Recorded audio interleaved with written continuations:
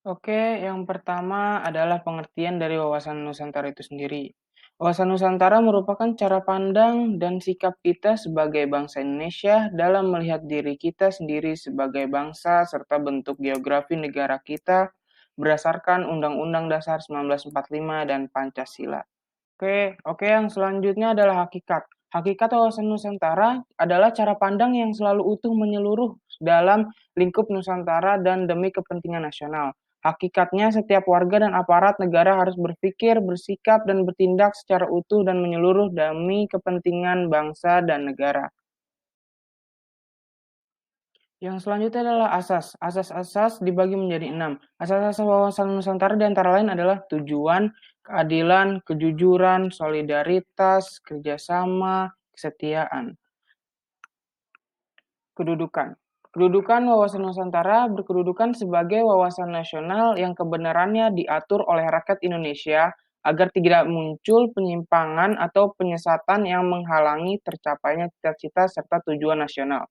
Kedudukan wawasan Nusantara dalam paradigma nasional. Pertama, berlandaskan pada Pancasila sebagai ideologi dan falsafah.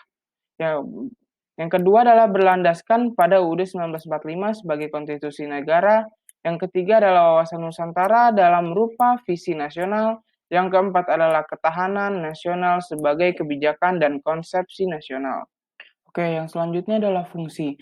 Fungsi dari wawasan Nusantara itu sendiri adalah berfungsi sebagai rambu-rambu, dorongan, motivasi, dan pedoman bagi seluruh komponen bangsa dalam menentukan perbuatan, tindakan, keputusan, dan kebijakan bagi seluruh komponen bangsa, mulai dari penyelenggaraan negara hingga seluruh rakyat dalam kehidupan bermasyarakat dan berbangsa. Yang selanjutnya adalah tujuan. Tujuan dari wawasan Nusantara itu sendiri adalah untuk mewujudkan rasa cinta tanah air yang tinggi dalam hati seluruh rakyat Indonesia di setiap aspek kehidupan, sehingga seluruh rakyat Indonesia dapat mementingkan kepentingan nasional di atas kepentingan pribadi dan kelompok, tanpa menghilangkan identitas mereka.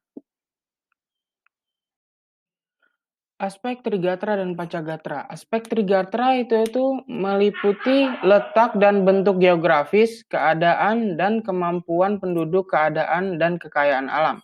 Yang kedua adalah aspek Pancagatra, yaitu ideologi, politik, ekonomi, sosial budaya, pertahanan, dan keamanan.